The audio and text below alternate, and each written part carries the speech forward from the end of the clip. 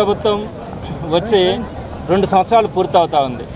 ఈ 2 సంవత్సరాలలో సామాన్యులకి చుక్కల కనపడేలాగా ఈ ప్రభుత్వం వ్యవహరిస్తూ వస్తూ ఉంది. మొట్టమొదటిగా ఎలక్ట్రిసిటీ ఛార్జెస్ని తగ్గిస్తాను అన్నాడు. తగ్గించకపోగా ట్రూఅప్ ఛార్జెస్ పేరిట బాదుడే బాదుడు. ఈరోజు విద్యుత్ ఛార్జీలు భరించలేనంత స్థాయికి వెళ్ళినాయి. అలానే పెట్రోల్ డీజిల్ ధరలకు వచ్చేటప్పటికి ప్రత్యేకంగా అబ్బా కొడుకులు ఇద్దరు కూడా ప్రతి దగ్గర కూడా చెప్పింది ఏంటంటే మేము వచ్చిన తర్వాత పెట్రోల్ డీజిల్ ధరలను తగ్గిస్తామని చెప్పారు.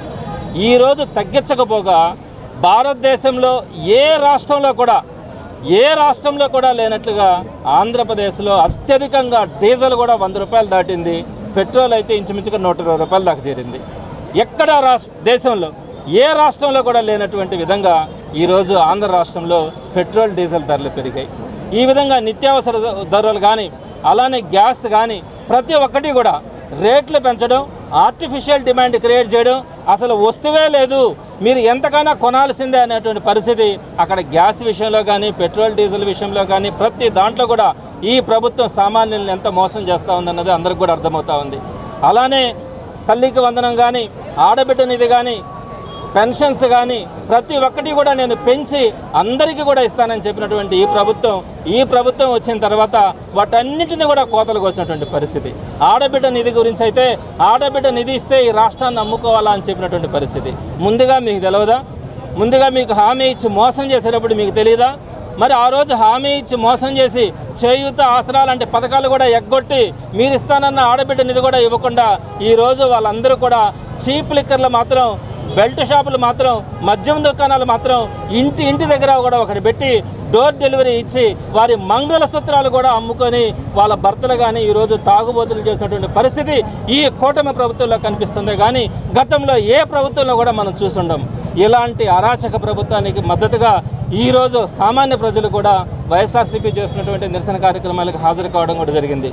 ఈరోజు ఈ కార్యక్రమంలో స్వచ్ఛందంగా నిన్న సాయంత్రం పిలుపునిచ్చినప్పటికీ కూడా ఈరోజు ఇంతమంది వచ్చి ఈ కార్యక్రమంలో పాల్గొనడం కానీ అలానే కాకాని గోవర్ధన్ రెడ్డి గారు కూడా ఈ కార్యక్రమానికి రావడం కానీ తప్పకుండా ఈ నిరసన ప్రభుత్వానికి తెలియాలా, ఈ ప్రభుత్వం కళ్ళు తెరవాలా. ఈ పెట్రోల్ డీజిల్ ధరలు అయితేనేమి, విద్యుత్ ఛార్జీలు అయితేనేమి వీటన్నిటిని కూడా మామూలు పొజిషన్లోకి తీసుకుని రావడంతో పాటు నిత్యావసర వస్తువుల ధరలను కూడా తగ్గించి వారికి ఇచ్చినటువంటి హామీలను తప్పకుండా నెరవేర్చాలని చెప్పి వైఎస్ఆర్సీపీ డిమాండ్ చేస్తుంది. విద్యుత్ వినియోగదారులకి శుభవార్త. కరెంటు బిల్లు ఎక్కువ వస్తుంది అని బాధపడుతున్నారా? ఏసీ మరియు ఇతర ఎలక్ట్రికల్ గీజర్లు, హోమ్ అప్లయన్సెస్ వాడకంలో పొదుపు చేస్తున్నారా? ఇప్పుడే నిర్ణయం తీసుకోండి. కేంద్ర రాష్ట్ర ప్రభుత్వాలు పీఎం సూర్యగర్ పథకం ద్వారా 78,000 సబ్సిడీతో మరియు వినియోగదారులకు తక్కువ ఖర్చుతోనే బ్యాంక్ లోన్ సదుపాయం, తక్కువ 65 పైసల వడ్డీతో మీరు కట్టే కరెంటు బిల్లు బ్యాంకు ఈఎంఐ కట్టే విధంగా ప్రముఖ కంపెనీలు టాటా, అదానీ, వారీ, సోలార్ 25 సంవత్సరాల కంపెనీ వారంటీతో ఉచిత డాక్యుమెంట్ ఛార్జీలతో మా సిబ్బంది ద్వారా నిర్ణీత సమయంలో సమకూర్చబడును. కనుక ప్రతి ఒక్కరూ ఈ అవకాశాన్ని సద్వినియోగం చేసుకోండి. పూర్తి వివరాలకు ఈ క్రింది నంబర్లకు సంప్రదించండి. 9985299995, 9490471476, 9177038604. Terosol green energy solutions private limited.